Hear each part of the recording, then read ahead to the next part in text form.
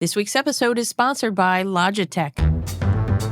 You're listening to the B&H Photography Podcast. For 50 years, B&H has been the professional source for photography, video, audio, and more. For your favorite gear, news, and reviews, visit us at bnh.com or download the B&H app to your iPhone or Android device. Now here's your host. Welcome, listeners. I'm Derek Fosmender, host of the B&H Photography Podcast. And I'm Jill Waterman, the podcast senior creative producer. And I'm Mike Weinstein, mixing engineer and senior technical producer.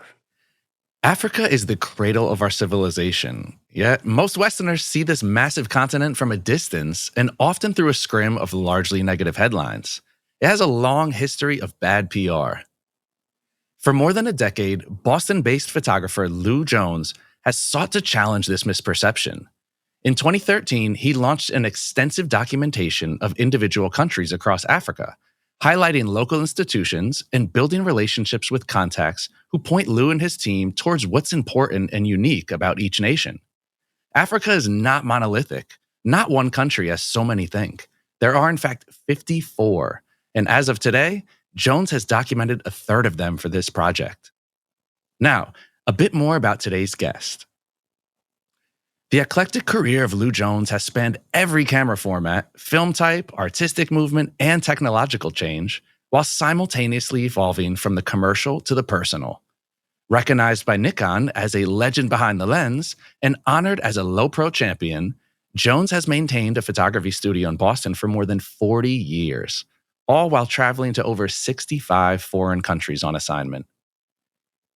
Jones works primarily with advertising agencies and design studios for corporate clients such as Nike, Mobil, and Federal Express, as well as influential publications like Time, Fortune, and National Geographic, among many others.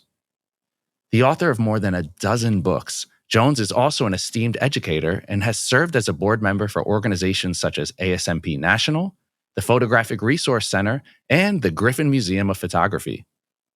In tandem with his busy assignment career, Jones pursues long-term projects on subjects as diverse as death row inmates, the Summer and Winter Games, and his most recent endeavor, the panAFRICaproject, a contemporary visual portrait of the entire African continent, to establish an archive representing its 54 individual countries devoid of the preconceived Western notions of distress.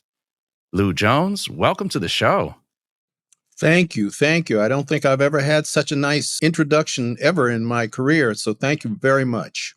Well, it's much deserving. It's great to get you on. Like we had said before, you have such a storied career, and I want to get started on this panAFRICA project. Now, starting the project, that was not your first trip to Africa. You went to Africa early on in your career, and then you revisited the continent in 2013 to start the project. How did those trips that you took early in your career compare to when you started this project in 2013? Well, as you said, they were early on in my career. My first trip was a very, very small assignment from a publisher. And then the second was teaching a workshop for Pop Photo. And I got to see a couple of countries firsthand, completely devoid of this project. I was a neophyte when I first went, and I had all kinds of preconceived notions. Many of them my teachers taught me, and front page newspapers tell me, and I went there, and those notions were dispelled. And it was awakening to see Africa, this enormous continent, close up like that, and it spurred on the panAFRICA project. Mm-hmm. Now, Ghana was your proof of concept for the panAFRICA project. And what made you decide on Ghana as a starting point? Was there something about the photographic attributes or a compelling storyline that made it attractive to you? Or was it more about local access to your contacts? The project really got started almost 10 years before I actually had the guts to put it into motion. I rejected many ideas about how to do it. Most of them I found the flaw and had to start over again. But going to Ghana first was largely because it was the closest you can get to the United States. But also, I had a very dear photography friend, and that's a very important component, who was teaching over there and had been for a couple of years. And we had the idea that we were going to try and put some kind of media device in a classroom in Ghana and have a duplicate in a classroom in the United States here in Boston. And the fact that late afternoon in Ghana is early morning, we needed to have a country as close as we could get to the United States so that both classes were in session at the same time. Okay. And now these flaws, as you call them, what's the timeline like on these? Is this you guys trying to basically poke holes in an idea and make the idea more sound? Or is it something that as you're starting to put the pieces together and the details and the logistics, these things are coming to light? If any of you photographers out there, and maybe yourself, remember the Day in the Life, the wonderful book series where they would send multiple photographers to a country and in a 24-hour period cover the entire country and then come up with a book, et cetera, et cetera. The original idea sort of spurred off of that, where I was going to enlist a number of photographers. But again, it was flawed because it required a lot of money up front in order to be able to pay for people, logistics, all of the travel, et cetera, all at one time. And also, one of the problems with the Day in the Life books was the fact that it was such short period of time. We're looking for the sensationalistic things. A lot of people complained about the books being very, very surface. And I realized that I was trying to do something a little bit more in depth.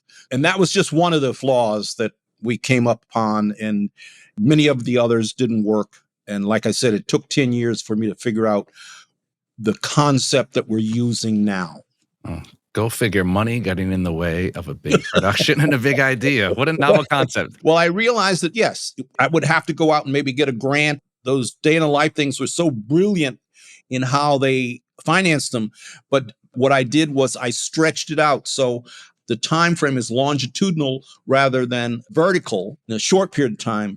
And we can reduce the burden of finances on each trip. Mm-hmm. So obviously that career where you have traveled, you had that experience, helped you kind of whittle it down, get it a little closer to something that was more obtainable. That's right. For that first trip. And what did that first trip look like from a logistical standpoint? Was it you in a backpack? And like I said, I had no idea whether or not it was possible to do to cover an entire country. In that particular case, it was a little over 3, almost 4 weeks. This is a foreign land. Whether or not people were going to be amenable, whether or not people were going to give me access. I had spent years and years of a career getting access to the most bizarre places you can imagine. So I knew that I had experience in being able to do that if I had time. But in this case, the time, again, was compressed. And so getting access in a 3-4 week period. So I dropped in. I went alone because I didn't know how expensive it was going to be. Just moving around, paying hotels, et cetera, et cetera. And so I got there and found a very, very good person who got me started, introduced me to the first several people. And that's our whole thing is based upon not going to Harvard or University of Indiana and going to their Africa departments and talking about the history of that. We're talking about contemporary Africa, talking to people local, not academics in America, to tell us what's important to their culture, what's important to their country, what's important to their community, what's important to their company, directly from people who were living there, who knew about these kinds of things. And that's what our project's all about. So the research that we do before we go, which is extensive, is really done based upon the introductions that we make there. Okay. Now, in this research, is there a shot list or how much of this project is fleshed out in advance? Very, very little. I get people who come to me and say, hey, I'd like to do that. Every day you must know exactly what you're going to do. That's anathema to the project. If I know what I'm going to do, I'm doing it wrong, because there are things that people are showing me that I don't even know what I'm looking at. The cultures are so steeped in tradition and different ways of doing things, not only of it being a completely unique continent, but literally each country. There are countries that are next to each other that are night and day. You go across the border and it's like a completely different world. And so you have to really sort of bear down on the fact that the first several days, we're having meetings. We're going and meeting with people. They come to the hotel. We're going to their homes. We're going to their businesses and sitting down and saying, hey, I'm looking at industry. I'm looking at healthcare. I'm looking at politics. Do you know anybody in a hospital? Do you know anybody at a university? Do you know anybody that might allow us to come in and photograph their factory and see how people are working? Do you know anybody who owns a farm? Introduce us. You've heard the term 6 degrees of separation. Somebody introduces us to somebody who introduces us to somebody who introduces. So that's the technique that we use. And we refined it and gotten better and better. We just got back from Uganda, and it's just blossoming in the way that we were able to get into really interesting places. The way you're describing it, it almost sounds like a diplomatic mission. How much diplomacy do you have to? Extraordinary. Now, you've known me a long time, Jill. So you know that I've gotten into death rows. You cannot go in and photograph on death row. And I photographed 27 people in 14 death rows around the country. So I've spent a career getting access to things by myself, not with some major organization asking people to let me in. So yes, diplomacy is a major, major part. And when I go into a lot of the meetings around the conference room table, there'll be the CEO of a company or his managers and translators and all kinds of people around the table. And then the negotiation starts. And to get to the point where they're telling you something that you realize is cliched, is a stereotype, and getting around that and getting to something that's more important. You know, I went to Namibia and got to a newspaper and I thought, this is really important. And the managing editor, you could tell he wasn't buying it from us. And then we photographed the newsroom and everything. But then I convinced him to let us photograph on the presses, which was at midnight, you know. But steering him around the idea to get to something that was much more visceral and visual was all about the diplomacy with somebody who didn't want us there in the first place. So yes, it is. But as I say to people, I've been doing this a long time. Is it more difficult or is it easier in a sense going over there as an individual? I mean, you don't have to answer for an organization. I think it's a little more low profile, right? And with the 6 degrees of separation, I would think it would cut through some of the fat. With each level of connection, you're building more trust. You know, it's not like you're a random stranger just popping up and expecting something. There's kind of a level of trust that you're going over there with, right? You're absolutely right. And this was by design, that as we perfect or add to the website, we can show people what we have been doing. So people were very suspicious. They say, what are you coming over? You're going to show we're going to do the same thing that the New York Times does all the time and makes us look like we're corrupt or poverty stricken. We don't know what we're doing, et cetera, et cetera. In order to sell newspapers, you're going to find some negative aspect of our company to display to people. And we say, wait a minute, go and look at the website.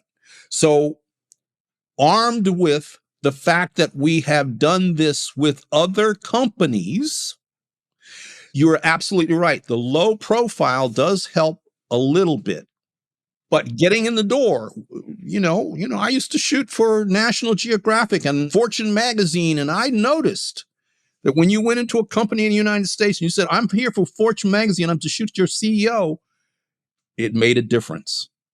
So the fact that we're low profile and the trust, like you said, that's a wonderful word because it really is where it comes from. And the fact that we can show what we have been doing and develop the trust, and we go in with people who say, hey, this guy's a good guy. I've known him for several years, blah, blah, blah, blah. That is all part of the diplomacy that you talk about. Mm. Now, there's a beautiful and ironic dichotomy here. It's you coming over to Africa because of this misperception and wanting to really dig into this and demystify the contemporary culture. Coming from the United States of America, according to everybody I talk to from overseas, it's like, man, we're either good, we're bad. That's right. So how did you handle that? Was that something that was more of a surface level thing, or did you deal with it when you were getting in and talking to people? Do they have their own misperceptions of you just based on being an American? Yes, you go in very often with a huge gap between not only your cultures, but the trust that you talk about and et cetera. So you do have to get through that. But one of the things that I have figured out relatively early on, I'm learning constantly. That's where the real beauty of this and what keeps me interested is I'm seeing new things. But from the very beginning, I thought it was just sort of lip service where I was saying, I'm trying to dispel a lot of the misconceptions of Western media about the negative things, the only things that they publish and show to their nations. And so we're coming over here to find and show how contemporary life is very similar to anywhere else in the world, and maybe even some places more exciting. And the Africans, and I'm not saying this is a monolithic term, but in general, they get it. They know they are being treated badly in the press around the world. So the fact that I'm trying to shunt a lot of these misconceptions and show the real Africa, what does that mean? But it's coming closer to their daily lives. I'm trying to show this so that getting through is much easier than you would think. What would take me, if I could get into a company in the United States, 6 weeks of negotiations can take a matter of a few days in Africa because of the nature of them understanding that we're working in their best interest. Interesting. Yeah, totally. I mean, it's something that you would think it's got to be a little bit of a shock at first. And then, wow, someone's That's actually coming That's here right. to photograph and put the correct information out there. It's really just putting what's factual out there. That's right. You have to be very, very careful because a lot of the things we do are not nice. A lot of the photographs we're taking are not positive. We're trying to figure out corruption. We were just over there. It took us years and years of negotiating diplomacy to get onto oil fields because they just don't want Westerners anywhere near that stuff. And so getting onto oil fields finally, and it's a very controversial issue. Ecologically, economically, even from the standpoint of how other countries have a real hold on these things. They don't want to explore that kind of stuff. Have you ever been asked by a company head to show them your pictures for approval? Yes. Now, we've been able to hold that at arm's length, but we just came back from Uganda and we got very, very, very fortunate that a multinational company and one local company both gave us carte blanche and helped us go and do what we have been doing. But we sent a lot of pictures back to them in order for them to take a look at, not for approval, but for possible usage. And so we're negotiating that usage now. Absolutely. Yeah. Now, in a funny kind of way, the budget on this is minuscule compared to what we do for, say, our corporate clients and things like that. So we have to be very, very careful about money. And so the only real currency, and I use that word liberally, is the fact that we have photographs. So if we photograph somebody and they want to see the pictures, we'll send them their picture, you know. So like I said, the newspaper that didn't want to let us in Namibia, I got a couple of very good pictures of the printing press. And every day I post while we're there, the constituency that has supported us and understands this gets to see on Facebook and Instagram at least one picture. It's sort of like a travel log, and it's to show people what it really looks like daily and go along with us. So I have a computer, and every night till 2, 3 o'clock in the morning, I'm editing and posting.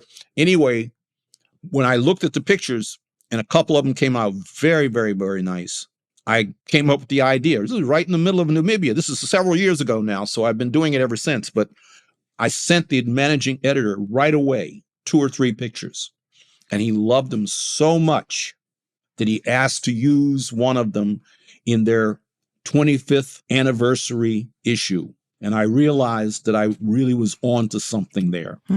And we had a similar thing happen with a beer company here in Uganda, where the people wanted to see something right away. And we sent a couple of pictures to them, and they were so thrilled to see the pictures that the currency that we have in photographs is really very, very, very palpable in some places like that.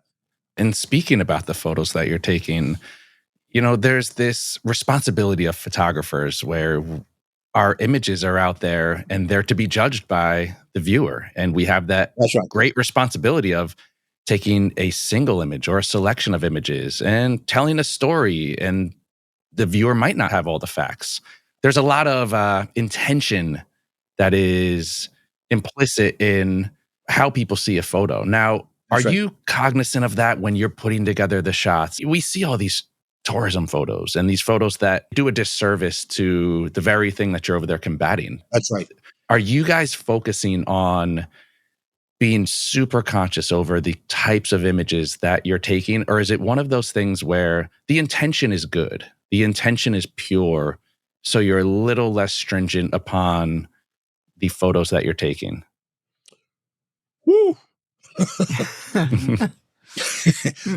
We're extremely conscious of being manipulated by people who might want to do things with the photographs. You know, they show us what, you know, they want us to see. So we're very, very conscious of that.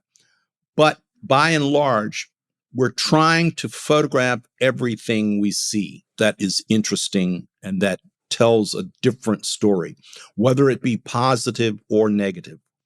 That being said, we are careful to get the spelling right. You know, where the city is, multiple spellings. I know that sounds trivial, but it's really not. It means that we're also saying, what does this photograph actually mean? I was in Burkina Faso a few years ago, and I said to the person, I want to see industry. And so we talked about things. And so they started to take me around to places that had industry. And I kept going, this is not what I want. And then after a while, I finally realized this is industry in Burkina Faso. That is more important than my fantasy. So we have to be very, very careful. Now, we literally just put to bed the 2nd volume of the panAFRICaproject book. So it will go to press within days, hopefully. And one of the things we do is spend inordinate amounts of time writing these very terse, informative. It's not just, oh, this is where the place is and that these are women weaving or something like that. We're literally trying to talk about how the women weaving may be in a cooperative, and the cooperative is a breakout of how women are seen in the political culture of a country in the new world and things like that. And at the same time, we have to be very careful about how those are written so that we aren't stepping into a political minefield. So I am photographing first, And I'm going to anger probably a lot of your listeners, but I don't ask before I take pictures. I take pictures and then I ask afterwards. I'm trying to get candid pictures. I'm trying to get pictures of people doing things the way they really. In Africa, as soon as you tell somebody you're taking their picture, they turn to the camera and smile. A lot of my colleagues, that's the photography they do. That's not the kind of photography I'm interested in what's going on. We have to be very careful about shooting first and asking second in order to be able to get a more spontaneous photograph, hopefully more interesting. But I've filled handwritten book after book of captions that we then put into the metadata when we get back, and then that metadata translates itself into the captions that are in the book and on especially on the Facebook page and the Instagram page. Let's shift gears and talk about logistics and the travel element of things. You first went to Ghana alone, but in subsequent trips, you've gone with various types of crew members. And that's right. How has that evolved over time? Again, a learning process. At first, it was just one other person. Like you said, we are going over with Speedlights and lots of lights and stands and tripods and cameras and computers and hard drives. That's the core. Then you got to have clothes. You got to keep warm when it's cold, and you got to keep cool when it's hot, and you're going into State Department meetings and parties and things like that. So you have to wear the appropriate clothing and shoes, all of that. So the crew started with just one, but now it is at least two others that I bring from the studio. And then I have a person on my board of advisors who's Ghanaian, and he has come along. Actually, the last 3 trips he's come along. And he knows everybody in Africa. I mean, it's really amazing. So he's able to give us very often that first introduction into a lot of the companies that we get into and things like that. He doesn't usually travel the hard travel, which is getting in the car and driving for hours and hours to get places. He doesn't usually do much of that, but the other two do. Then we pick up a driver. Often the driver is a translator also. That's a complicated process, finding the appropriate drivers and things like that for us. Yeah. How do you go about locating a driver? It's just a matter of asking around? Yes, you do, but I call it trading down.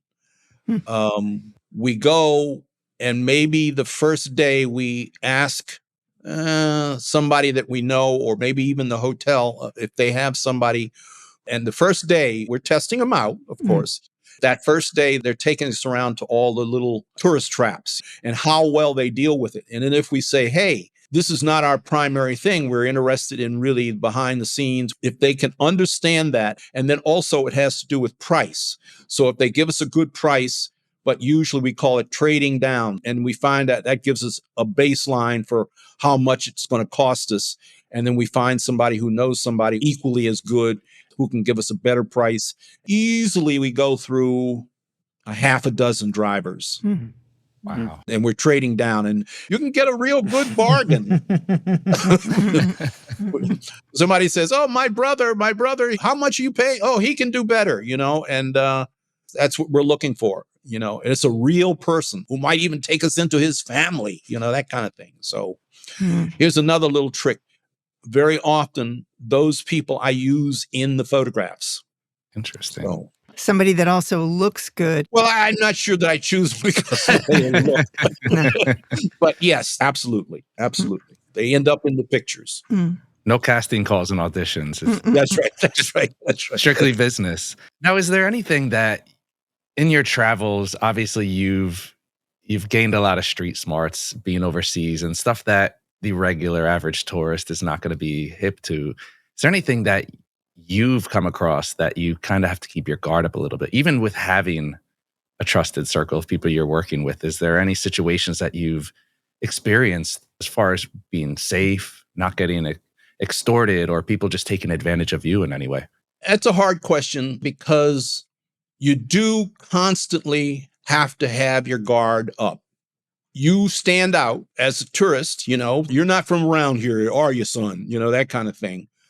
So Americans, and very often I'm not seen as an American, but I am seen as a foreigner, which is almost as bad.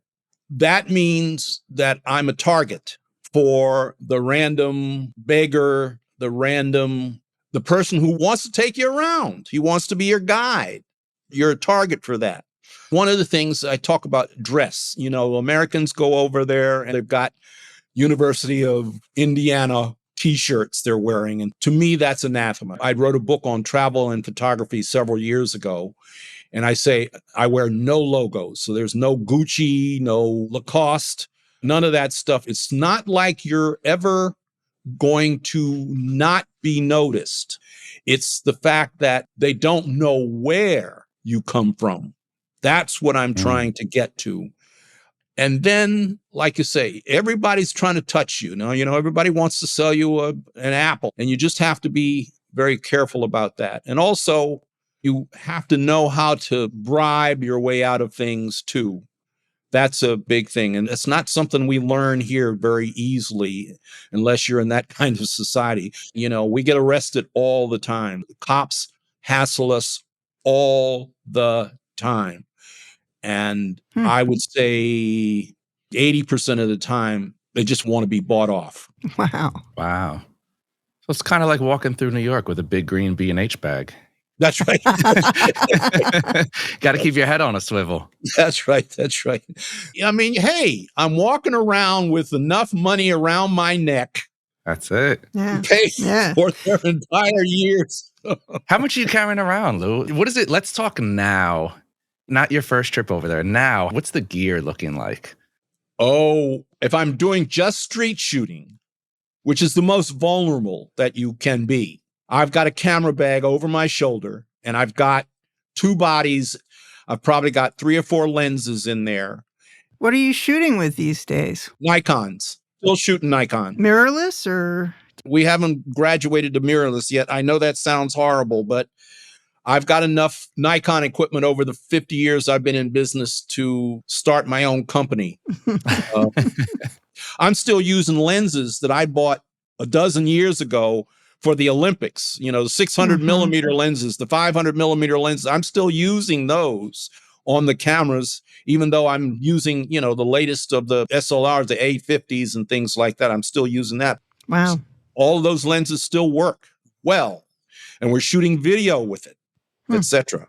Wow. Now, what's it like traveling with that? It's horrible. It's because we have to get the Speedlights. Low Pro was really good to us a few years ago and gave us a bunch of cases that really fit in the overheads. And we literally measure our gear in half ounces because of weight. It adds up. Do you have to get special clearance from airlines to bring all that carry-on stuff?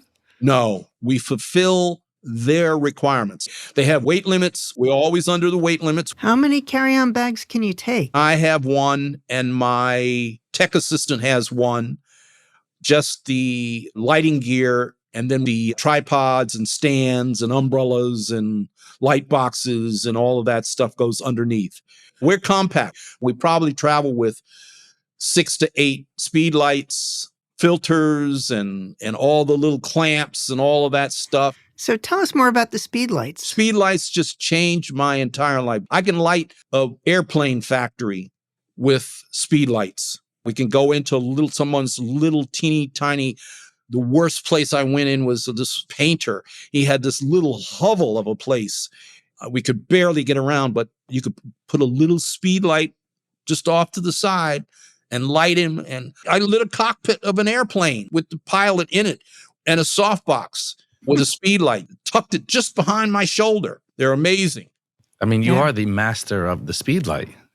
Well, I like to think so. But amazingly enough, I'm still learning. They are just so phenomenal as to how little, just a little teeny tiny little piece of light, or like I said, lighting a factory. And I'm still learning how light works and how Speedlights help us. Yes. What percentage of your photos are you taking over there with Speedlights? Is there certain situations, obviously cockpit, low light, but in situations where you do have suitable light? Are you still incorporating speedlights for a subtle effect? I'm probably shooting 20 to 30% with speedlights. Okay. Like I said, I've been doing this a long time, so I use a lot of techniques where even in dark places, people's homes, there's a light coming in through the door, and incorporating that light in the background of the photograph in order to give it some depth, and then having just that edge light on the side of someone's face or something like that, all kinds of techniques. And we're fast. My assistant's been with me for several years, and so we can light the hell out of a situation in minutes with a speed light. They're so versatile and so pliable and so malleable. And that allows us a lot of leeway, because if you're shooting in a factory where they're building cars or something like that, you can make sure that the background has some light on it and the person has some light on it and the motor of the car has some light on it. And you can drop a light into the middle of the motor. I photographed this past time, they were building buses. This company is building big, huge buses. And I drove the bus over one of those garage things where you go down below and you can be underneath the bus, so that you're seeing all the wheels and the gears and all of that stuff. And we got underneath the bus and got the mechanic to go underneath the bus. I mean, we had to crawl around under there and lit it with a speed light and backlit him with a speed light and just had a little edge light on his face. Cramped quarters. I love doing that. Almost broke my back, but I think the poor mechanic thought we were crazy. The picture came out great. Whatever you got to do for the results, right? Exactly. The problem is, it's boring for those people. You're putting up lights and they don't understand what you're doing. It doesn't make any sense to them. You're putting up lights and they flash. In Uganda, I was lighting in a hospital. And the woman who was the administrator was taking us around, and we were shooting this shot, and we had this whole bunch of doctors and nurses and technicians and stuff like that.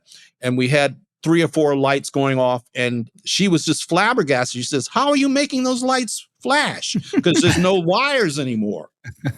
Right? So she was like, "How did you make that light over there flash? How did you do that?" Yeah. It's magic sometimes to them. Yeah, I bet. But boring, because you got to set it up. What about when you're photographing dark-skinned individuals? Do you ever make any exposure compensation? Yes, we do a little bit of exposure compensation kinds of things. But basically, one of the things I've noticed is that when you have relatively dark skin, it will hold detail often better than light-skinned people in certain situations, especially when you're lighting them and there's a contrasty situation. You're trying to get a highlight on them and still have some detail in the back. So what I do is, like I said before, where we will, in a dark room, I'll have a door in the background or a window somewhere, and just that little highlight on the edge of a Black person's face makes such dramatic, wonderful things. So I use that technique a lot. And I use that with the speedlights also. Most of the time, side lighting with the speedlights and a soft box or maybe an umbrella, so that it's a soft light, and it really, really does work very, very well. You can put a nice little highlight on half the face of a Black person and it'll hold detail.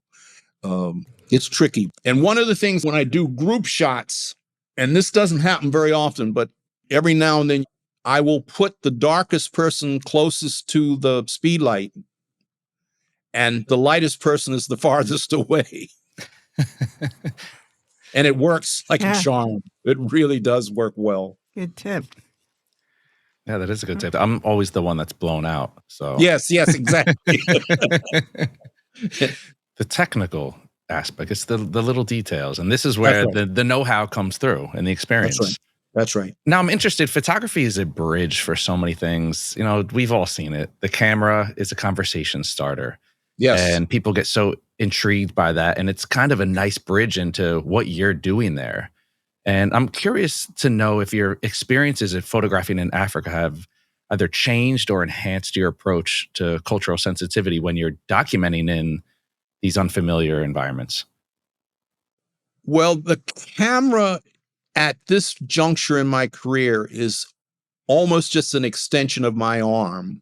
So it's there a lot, and I'm pointing my camera at things, like I said, often I don't even know what I'm seeing. So the sensitivity comes from the delicate nature of the situation more than anything.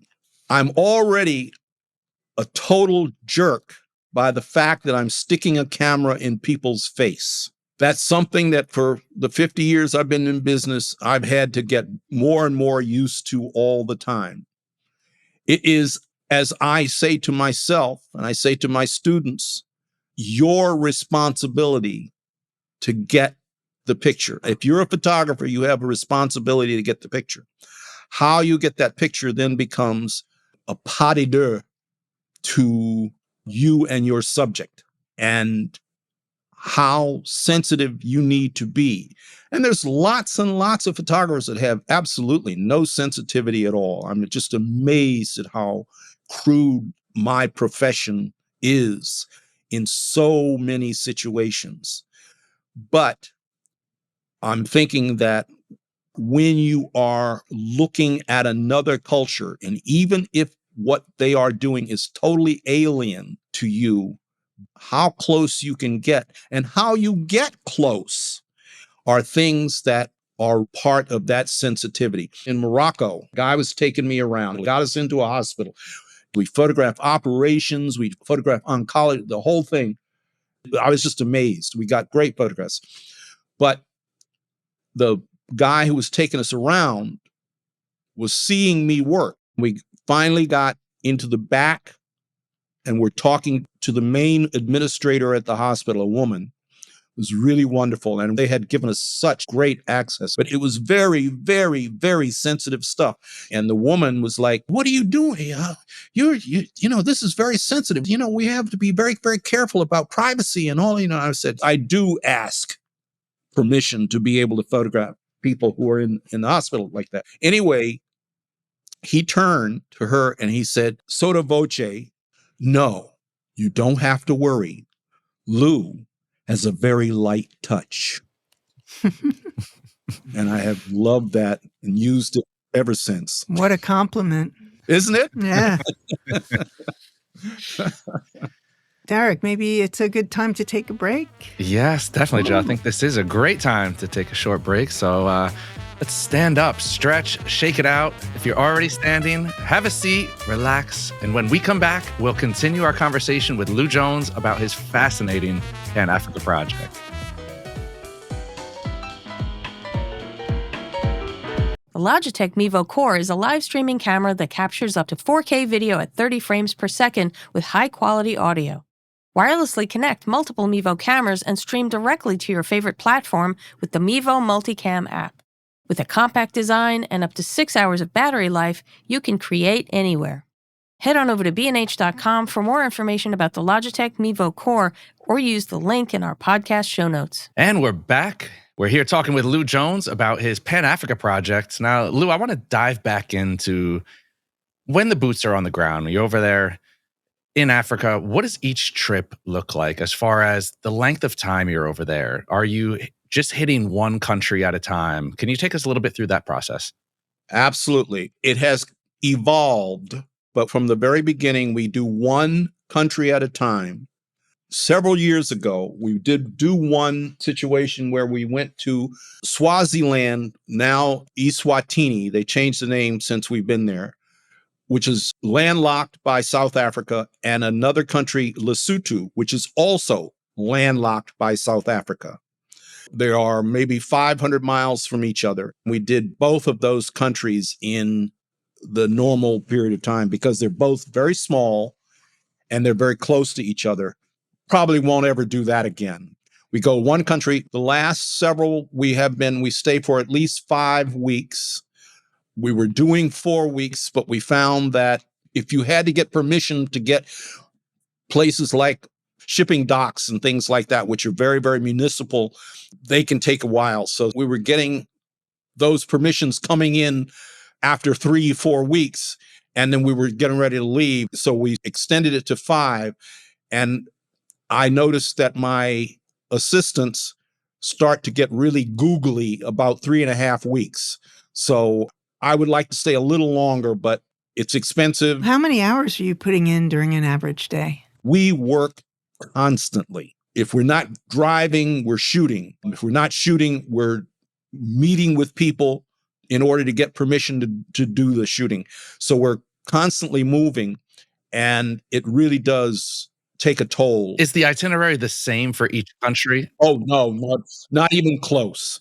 Not even close. And it really does have to do with the country, how much contact we have before we get there. And then, like in this past one, we got very, very lucky in Uganda. One of the local companies in Uganda paid for our transportation, gave us a driver, gave us a car. It was like a godsend, because it gave us the ability to go much farther. Because if we're paying for it, we have to watch our budget. And the guy loved driving. So we covered every square inch of the country. That's like getting a grant. It was literally like getting a grant. And it gave us such incredible access.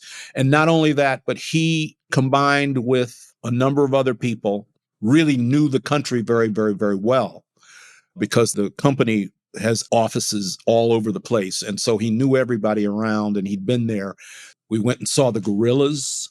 We went and saw several tribes, very remote tribes and things like that. And at the same time, we went onto the oil fields, and it saved so much time. He knew exactly where to go, so we weren't wasting time getting lost by driving ourselves. So it's 5 weeks. We stay in African hotels almost exclusively. Not only is it cheaper, but it also puts us into situations in neighborhoods where we're living with people that we might be interested in photographing, and putting us in touch with a constituency that's very responsive to what we're doing. We've done a lot of trains, and now a lot of times that's to expedite being able to get a long, long distance. Trains are very important in a lot of the countries where they're moving around a lot of goods, and they're moving around a lot of people. A lot of the trains are very modern, so we use that as a vehicle to photograph, etc. We've flown from place to place when the distances are really onerous, but primarily we're driving so that we can jump out when we see something interesting and photograph it by the side of the road. There's a piece I read that you wrote about the project, and you mentioned a complex algorithm that you and your team used to decide which country to visit next. Can you talk a little bit about what are these factors that play in, and how you guys make the decision of where to visit and when? Again, that algorithm started back years ago. And like I said, it is flawed, and we've had to change it a little bit. We were very conscious of how Westerners deal with the continent, and that all you ever hear about is maybe 4, 5, 6 countries. The algorithm had to do with seasons. We were interested in trying to be careful about optimizing where we were going based upon being there during a fairly good season. They don't have winter like we have winter, by and large. They do have ski resorts and they have things like that, but they don't have the 2 feet of snow on the ground anywhere for any length of time except up in the mountains. But they have a rainy season and a dry season. And during the dry season, they are planting and harvesting. During the rainy season is when they're growing. But the rainy season in some countries literally will shut the country down. The roads are flooded. They close the schools. When it rains over there, it's mind-boggling. So we try not to be involved in the rainy seasons. That's part of the algorithm. The second is above and below the equator. Some countries are above, some are below. And so the seasons are different than here. Part of the algorithm is that we try to pick a well-known country, and then the next time pick a country that is not well known, so that we're not just picking on the low-hanging fruits. We're actually trying to give as much deference to the places that people have never heard about as we are to the Moroccos and the Tanzanias. So we're going to the Gabons, we're going to the Malawis, we're going to the Burkina Fasos, we're going to the Lesotho's, and making sure that they are included. And then it has to do with where it falls on the continent. You know, there are specialists in West Africa. There are specialists in East Africa. There are people that only go to South Africa. We're trying to make sure, if you look at the map on our website, you can see how we have gone around. It's becoming a little more difficult now that we have been to so many places, but how we have spread it around so that we're in the north one time, in the south another, in the east, west. So the algorithm is based upon a lot of those kinds of factors. Now, how timeless is the way that you're handling the project? I mean, obviously, if it's a longer term project, there's more room for change and for things to progress. How evergreen are you guys setting it up? Are you setting it up and approaching it from a perspective that if somebody looks at the project 5 years from now, 10 years from now, it's still going to be viewed the same way? Or given that contemporary aspect, is it like a living, breathing kind of approach? Well, we have had a couple of situations where we have followed demonstrations, political voting, etc., very time-sensitive kind of materials, but we tend to use them as sort of a metaphor for politics. You can see how people are actually voting and things like that. But we are trying to be a little bit more timeless. We're trying to get those things, how people make a living. What are the natural resources that the country specializes in? So when you go to Ethiopia, you want to photograph tea. You know, Ethiopia invented tea. So it's one of the biggest producers of tea in the world. So you want to be involved with those kinds of subject matters. And we try to identify that in country. We photographed phosphate in Morocco. I don't even know what phosphate is. And Morocco is one of the biggest producers of phosphate in the world. So of course you have to do that, but you learn that and you learn where it is and what it means to the country inside the country. But United States doesn't care about it. If they even know how to spell it, we're lucky. So it's an important phenomenon in Morocco, very unique. Copper in Zambia, where we photographed. You know, now copper, we know what copper is, but the fact that it has one of the biggest stockpiles of copper in the world, things like that. So your point about the algorithm is very complicated in that we're choosing the countries not because they happen to be tourist places or popular or well-known or front page, you know, going to Mozambique, that kind of thing. If you read Mozambique's travel guide, it's horrific. Now, of course, people are buying those travel books because they want to go to the beach. They're trying to maximize their vacations, and that's just almost the opposite of what we're doing. A lot of the misperception is this archaic view of Africa. It's of an underdeveloped continent. Yes. What is something that you've seen? Is there anything like a technological innovation that you photographed in your trips? What have you learned from this? Well, the school systems in many countries is inadequate, but in lots of places, they are doing great things with getting the school systems up and working. And in certain countries, the advances they are making, and the Africans are really showing themselves to be extremely good at high tech. So they're good entrepreneurs. You know about Nigeria and its entrepreneurs, and Kenya is kicking butt, places like that. So they have leapfrogged over us in terms of mobile cell phone usage. Wow. So cell phones are like unbelievable. Most of the people have cell phones. Even, you know, you'll see a Maasai warrior out herding his cattle, and he's got his cloak on, his traditional colored cloak. He's barefoot, He's got his staff that he uses, and he's out there walking everywhere with his cattle, and he's talking on a cell phone.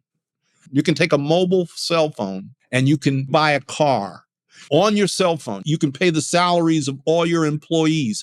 You can get the latest information about where you can buy seed for your farms. You can find where to sell the produce from that farm, the best prices. You can save your money without a bank using a cell phone. You can pay for anything in most countries with a cell phone. They have leapfrogged over the United States in terms of the usage of, and how sophisticated. They call it fintech. I never heard of that. I had no idea what that meant, meaning financial technologies. And that's using cell phone to save money, to budget your company. Your cell phone can do the entire budget for your company. We benefited from that because in several different countries, we worked with a couple of local assistants who helped us, who could dance with computers. They were just savants, just amazing. So they're pushing a lot of that. So we saw a lot, and we photographed a fairly good amount of high tech schools, companies, entrepreneurs, and usage. Now, is it advancing as far as the culture, not just technology, but pop culture? And in the United States, I like to say it's not advancing. In some ways, we're devolving. I think the more technology we get, we're going backwards. That's right. Do you see the same kind of timeline over there? How does it stack up where here we've seen the advancements of a century's worth in 10 years? What is the timeline like over there? It's similar, not quite as jaded as we are here. One thing that, again, I'm going to pull in the cell phone thing because it's such an essential part. In the second volume of the Pan-Africa book, I wrote a chapter on music because music is such an essential part of African culture. The music that comes from the different parts are just amazing. Now, if you think about it, and this is the first time I've said the word slave, Westerners brought slaves over to the United States. They completely severed their relationship with their homeland, with their language, with their culture, etc., threw them all together to work on the farms here in the United States. Out of that, African Americans, my ancestors, have made an amazing world influential music, going from gospel music to jazz to rock and roll to hip hop, etc. That is probably the most influential music in the world now. And it is now being imported back to Africa, and they are absorbing it and making it so that whole social media, pop culture thing is being absorbed there along with the music. And they're creating brilliant music. And they're bypassing, just like they did with bypassing banks with the cell phones and stuff, they're bypassing the fact that you need to have a record company help your band. They're now selling, and we're doing it a little bit here, but they've taken it to an art form in Africa where you can literally become relatively famous purely using social media and cell phones, and people buy one song at a time, etc. And they produce the music in their little garage studios, sing, record the music, etc. on their little garage studios, and send out the music on cell phones, and people can buy and download song by song and actually make money that way. So that's coming full circle over 300, 400, 500 years and matching us with social media and pop culture. And it's huge. It's not just a little, it is huge. It's fascinating. Much like any place you go, you have urban, you have rural, you have indigenous communities there, and you photograph these cultures side by side, and it's all part of the same project. Yes. Can you talk about putting it together from a perspective of cohesion, and how do you document the plethora of different types of cultures all through this lens of contemporary society? Well, the whole project, again, misguided Jones going there saying, I want to find out what are the real things. We were very interested in modern Africa, what people are doing right now, poor and rich, middle, whatever. And one of the things that we constantly ran into right in the middle of downtown capital sections was this National Geographic appearance of the exotic tribes, the people who might be the Maasai, the Himba, the Fulani, the right in the middle of town, dressed in traditional clothing, bringing their produce or bringing a lot of their traditions into everyday life. So you would see on a main street with the traffic jam of cars going back and forth, you would see people with their white shirts and ties and briefcases going onto the 13th floor of their high-rise office buildings. And right next to you would be somebody who had beads around their neck and beautiful textile robes.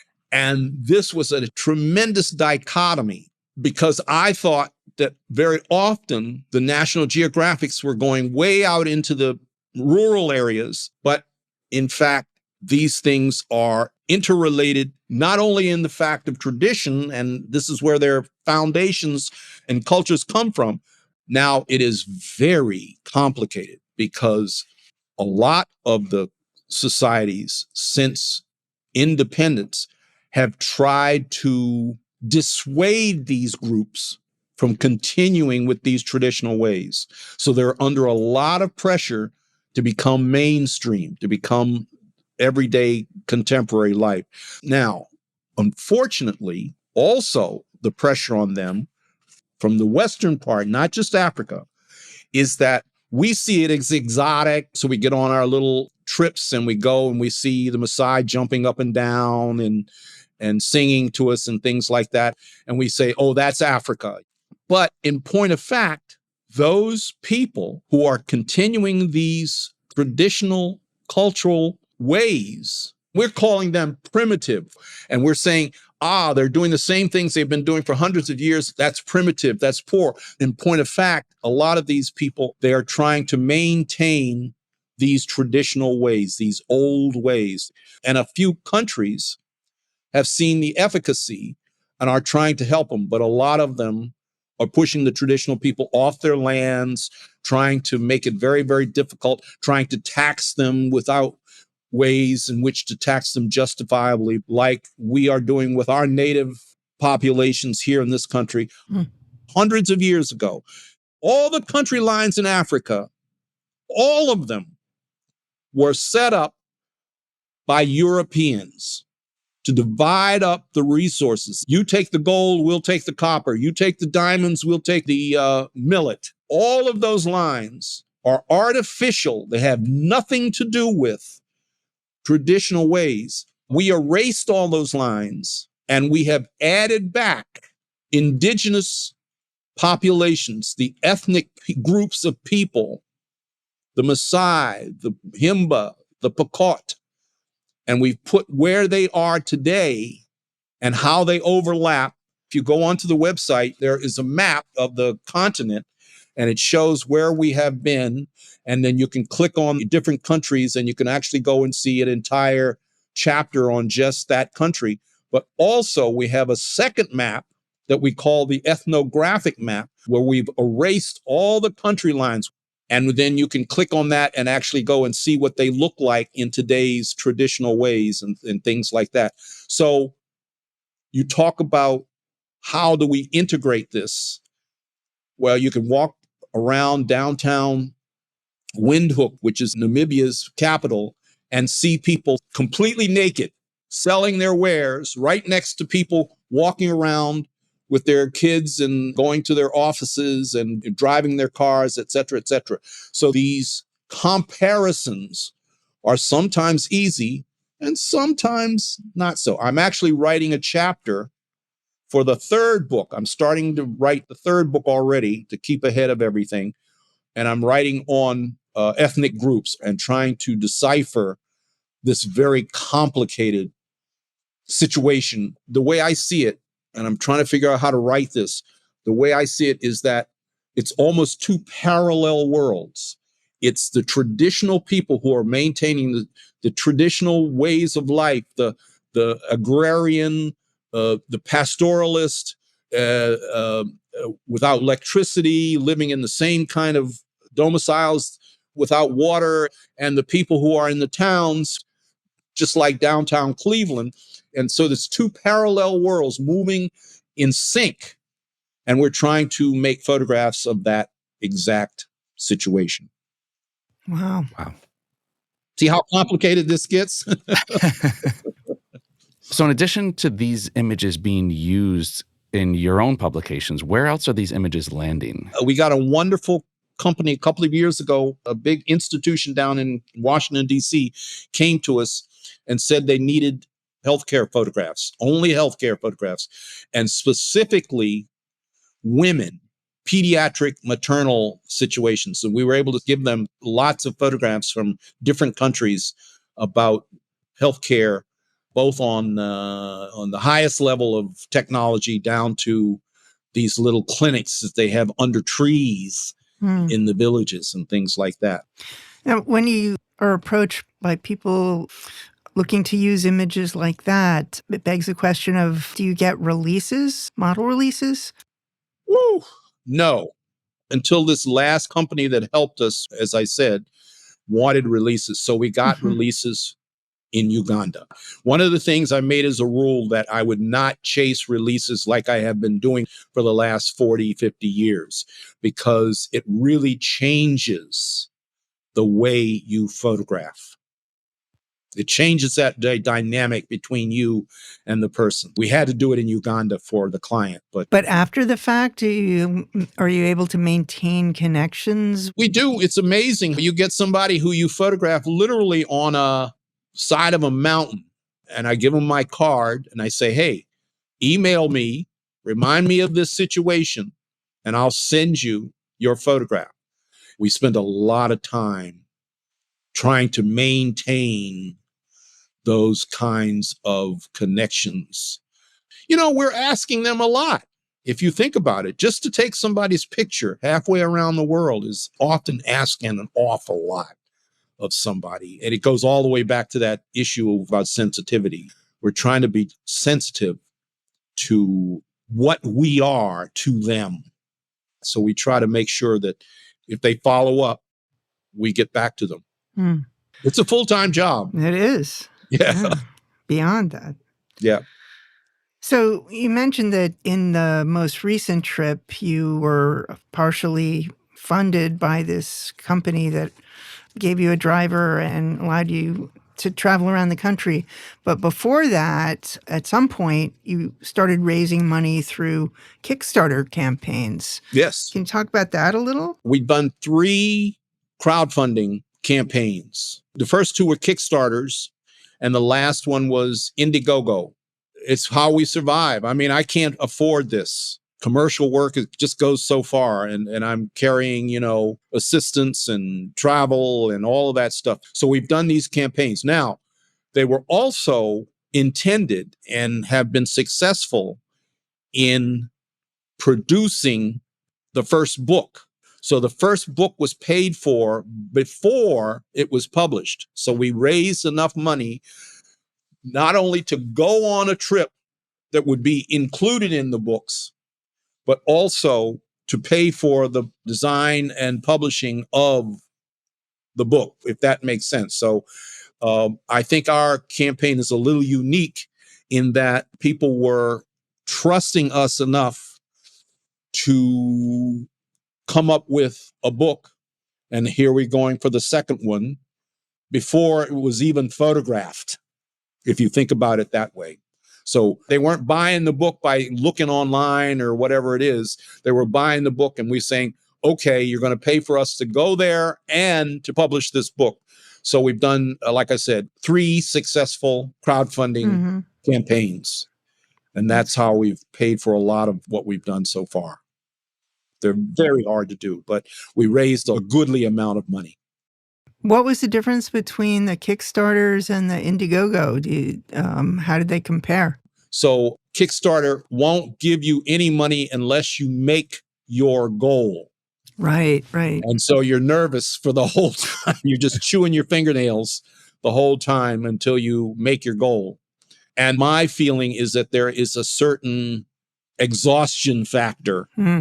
That's a lot of pressure. Absolutely. A lot of pressure, but exhaustion from the audience. Like, hey, here's Lou Jones begging for money again. He's just floating his career by getting money from us. It turns out that Kickstarter, they're statistical geniuses. So they told us that if you are successful with the first campaign, the second campaign is as often successful. Wow, that's interesting. So we did the first two with Kickstarter, which had that pressure on us. But the third, we did Indiegogo. So we got what we got. What does the promotion of that look like on your end from getting the word out? I mean, it's one thing to have a crowdfunding campaign, but to get people in front of it. Well, as Jill can attest, because she's known me a long time, she's been getting emails, and maybe even if we've gone back far enough, she may have even gotten a postcard from me. Long before there were computers, I have been sending out postcards to my clients, friends from all over the world for years and years. I take it very seriously. Yeah, I love this about you. And not just a postcard, but there's a poem basically written on the postcard. Yes. And you know how hard that is to write a poem to each person. Oh, they're personalized. Yes. Wow. There you go. It's not a group thing. Lou's like, I'm not cutting corners here. It's like jazz lyrics or something. Yeah. It's really special. Interesting. It's stream of consciousness from the time I'm there and what I'm seeing. So I've been doing that. So anyway, my Rolodex is fairly large. And we found that with the help of Kickstarter, they promoted it on their platform. So it got seen by a lot of people. But still, we found, and again, they give you all these statistics. They're really good at giving you the statistics of what's happening and when and how. Anyway, we still found that the lion's share of the donations, both in quantity and in quality, were from my mailing list, which, like I said, I've been doing for 50 years. That's cool. Yeah, and that adds a nice touch. I mean, you had said it. It's hard enough to put out one campaign, but to come back and do a second. That's right. But if I'm getting a Lou Jones original one-of-one poem, yes, it changes things. Yes. No, and it was years ago. This is, again, before computers. You know, I don't send out a lot, but I try to be diligent about it and get in touch. And so I just remember back in the day when you took your little portfolio to a design studio or an ad agency, going to see somebody at a design studio, and I was showing them my photographs, and I saw my postcard push pinned up on the bulletin board. And I said, maybe I've hit upon something here. I love that. You know, in talking about moving the needle, and you know, the point of this project is selfless, as we talked about earlier. There is a really noble cause behind this project. What does quantifying it look like for you? I mean, I think it's great to have people who are committed to embettering the world and embettering the perception, especially of the misperceived. And, you know, change is affected one person, one thought, one action, one project at a time. What does success look like to you? One of the things that we've discovered is that nobody cares about Africa in the United States. Now, I had an inkling about that at the very beginning. I mean, that's why we have been able to perpetuate the negative view that we see, is that nobody cares about Africa. So I knew, just like the Death Row Project, the monetizing has been problematic. We have done many exhibits in museums and galleries, in schools. The Massachusetts Department of Education is using our photographs for their 7th grade curriculum, and that was a nice sale. We have had companies that have bought the photographs for their efforts in Africa. We sold prints, we sold books. So that is the sort of quantification if you talk about it.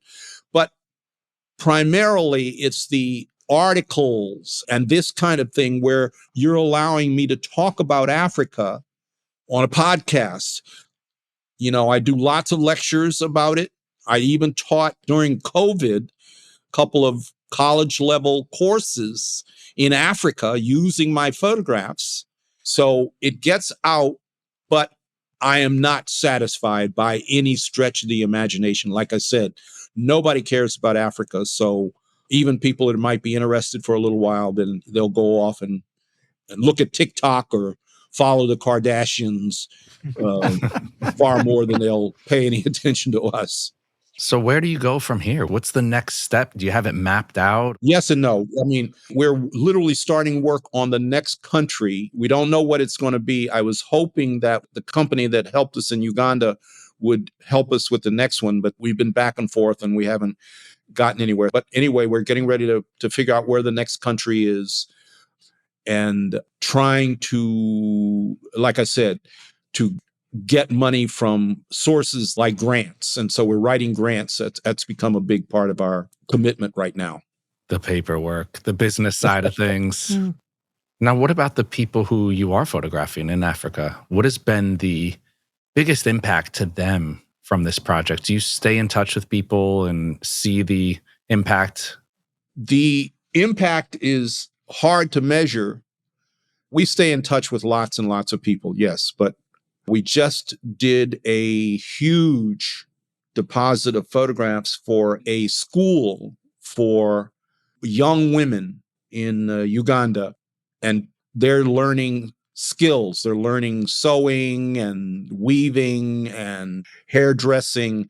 Our photographs were used on a very, very nice video to promote so that they can raise money. So those kinds of organizations we've stayed very well in touch with. And so they're using the photographs to hopefully raise money to make someone's life a little easier on a grassroots level in Africa. Yes.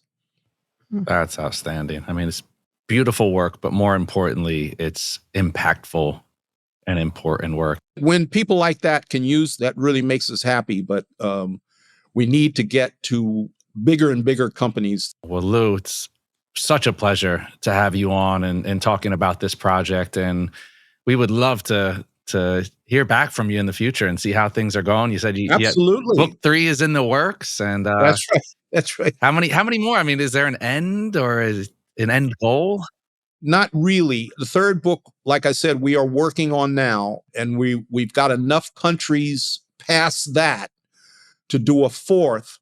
And we're going again, so hopefully we can keep it going. But there are 54 countries, and so we're only a third of the way. So we can keep this going a little while.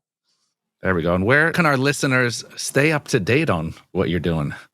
They can go to our website, which is www.panAFRICaproject, one word, panAFRICaproject.org. And you can go on every day and see Facebook and Instagram.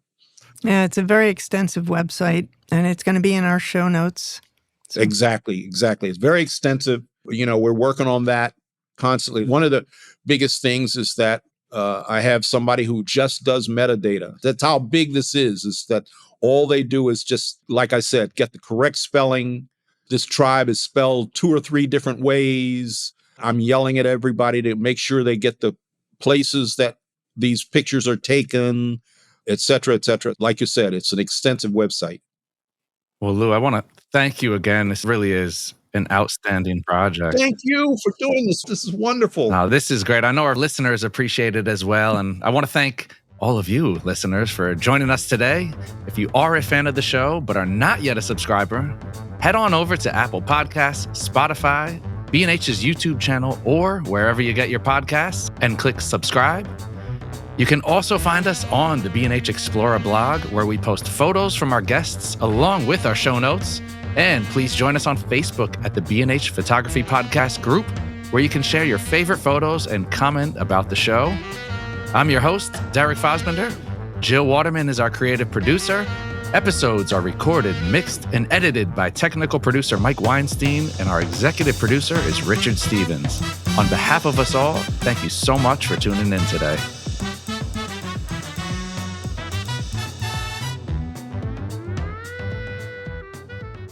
Thanks to Logitech for sponsoring this week's episode.